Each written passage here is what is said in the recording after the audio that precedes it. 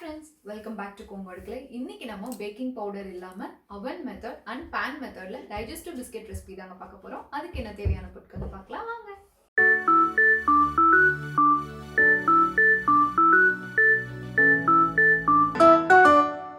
ஒரு கப் அளவு கோதுமை மாவு, அப்புறம் அரை கப் அளவு வந்து இன்னைக்கு நான் கரும்பு சர்க்கரை எடுத்திருக்கேன். நீங்கள் வந்து வெல்லம் இருந்தால் அது கூட யூஸ் பண்ணிக்கலாம். இப்போ இது ரெண்டுமே இல்லைன்னா நீங்கள் ஒயிட் சுகர் கடைசி ஆப்ஷனாக வச்சுக்கோங்க. அதாவது பவுடர் பண்ணி அது யூஸ் பண்ணுங்கள் 1/2 கப்பு. அப்புறம் கை சூடு பொறுக்கிற அளவுக்கு பால் வந்து ஒரு 5 டேபிள் ஸ்பூன் நம்ம இதில் யூஸ் பண்ணுவோம். ரொம்ப சூடாக எடுத்துடாதீங்க. அப்புறம் இந்த பட்டர் இப்போ அப்படியே ஃப்ரீசர்லேருந்து நீங்கள் எடுத்து அப்படியே யூஸ் பண்ணணும். இது வந்து ரூம் டெம்பரேச்சர் கொண்டு வந்து யூஸ் பண்ணக்கூடாது. டைரெக்டாக ஃப்ரிட்ஜ்லேருந்து எடுத்துகிட்டு அப்படியே நீங்கள் யூஸ் பண்ணணும். இப்போ பட்டர் நீங்கள் எடுத்தது சால்டட் பட்டர்னால் இதை அப்படியே யூஸ் பண்ணிக்கோங்க, சால்ட் வேண்டாம். அன்சால்டட் பட்டர்னால் நீங்கள் அப்போது ஒரு 1/4 டேபிள் ஸ்பூன் அளவு வந்துட்டு சால்ட் இதில் ஆட் பண்ணிக்கோங்க. இப்போ நம்ம இதை எப்படி பண்ணலான்னு பார்க்கலாம்.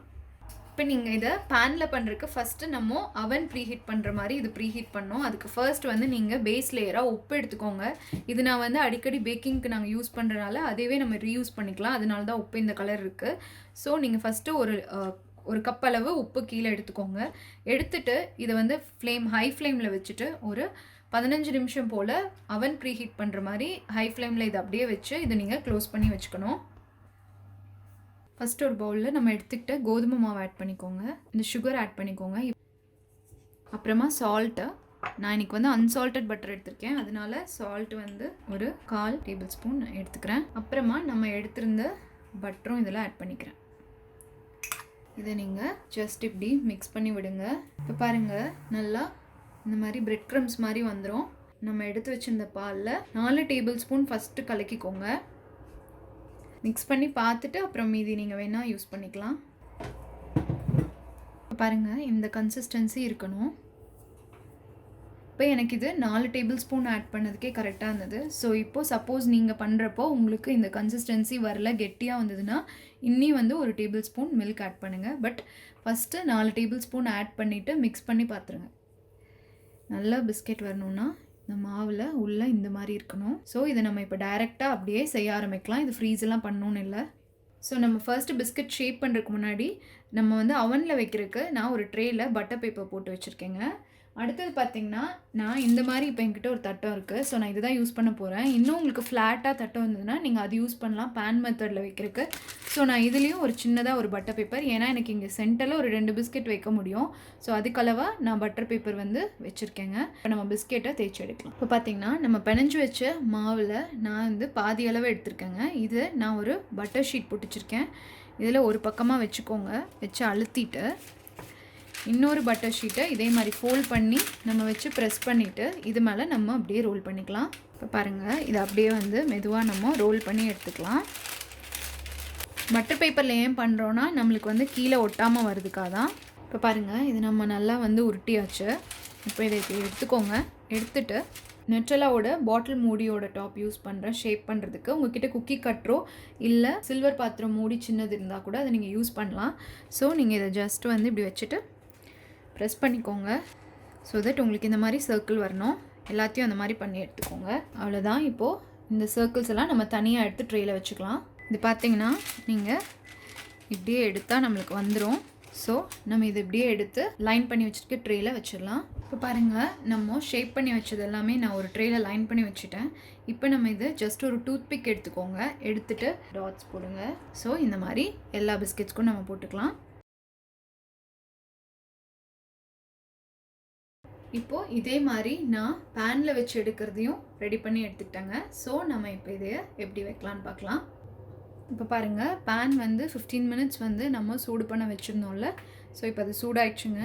ஸோ இதை நீங்கள் ஓப்பன் பண்ணிவிட்டு குக்கருக்குள்ளே வைக்கிற மாதிரி சின்ன ஸ்டாண்ட் இருந்தால் அது யூஸ் பண்ணலாம். இல்லாட்டி இந்த மாதிரி ஒரு சின்ன கப்பு, இப்போ என்கிட்ட இது தான் இருக்குது, அதனால் நான் அதை யூஸ் பண்ணுறேன். இப்போது நம்ம எடுத்துகிட்டு இந்த பிளேட்டை நான் இதுக்குள்ளே ப்ளேஸ் பண்ணுறேன். இப்போ நம்ம வச்சுட்டு மீடியம் ஹையில் வச்சுட்டு இதை க்ளோஸ் பண்ணிவிடுங்க. அப்புறம் இது 20 மினிட்ஸ் நீங்கள் அப்படியே வேகணும். ஸோ ஒரு 10 மினிட்ஸ் கழித்து நீங்கள் என்ன பண்ணுறீங்கன்னா பிஸ்கெட்டை நம்ம திருப்பி விடணும். இப்போது அவன் மெத்தடுக்கு பார்த்திங்கன்னா 170 டிகிரி சீல வந்து நம்ம இதையை 25 மினிட்ஸ் வந்து பேக் பண்ணி எடுக்க போகிறோம். ஸோ நான் இதை இப்போ வந்து அவனில் வச்சிடுறேங்க. இப்போ பாருங்கள் 10 மினிட்ஸ் ஆயிடுச்சு. நம்ம பிஸ்கெட்டை வந்து டர்ன் பண்ணி விட்டுறலாம். ரொம்ப சூடாக இருக்குங்க. ஸோ ஒரு ஸ்பூனோ இல்லை வந்து நீங்கள் நைஃபோ வச்சு டர்ன் பண்ணி விடுங்க.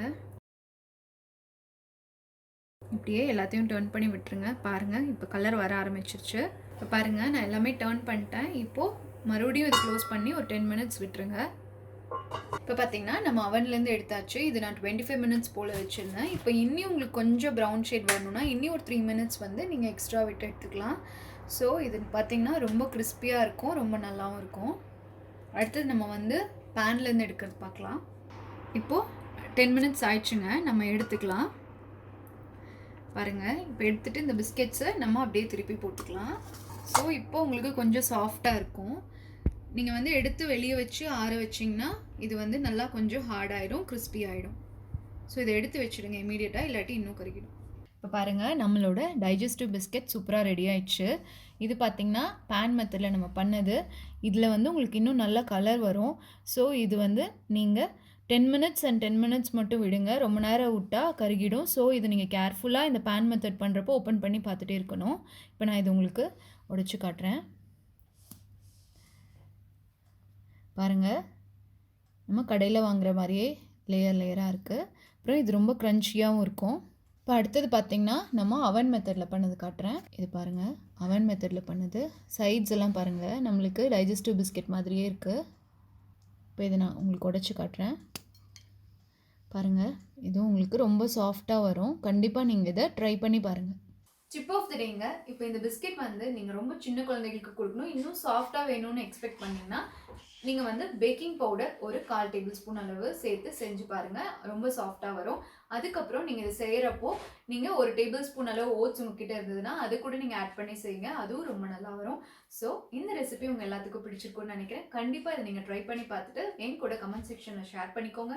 இந்த வீடியோ உங்களுக்கு ரொம்ப பிடிச்சிருந்தா எங்கள் சேனலை லைக் பண்ணுங்கள், ஷேர் பண்ணுங்கள். இங்கே வர ஒயிட் ஐக்கான் ப்ரெஸ் பண்ணி எங்கள் சேனலை சப்ஸ்கிரைப் பண்ணுங்கள். ஆல்ரெடி சப்ஸ்கிரைப் பண்ணவங்க பெல் ஐக்கானை கண்டிப்பாக மறக்காமல் ப்ரெஸ் பண்ணிவிடுங்க. ஸோ தட் உங்களுக்கு உடனே எங்கள் அப்டேட்ஸ் எல்லாமே கிடைக்கும். அப்புறம் ஃபேஸ்புக் அண்ட் இன்ஸ்டாகிராமில் எங்கள் சேனலை ஃபாலோ பண்ணுங்கள். தேங்க்யூ.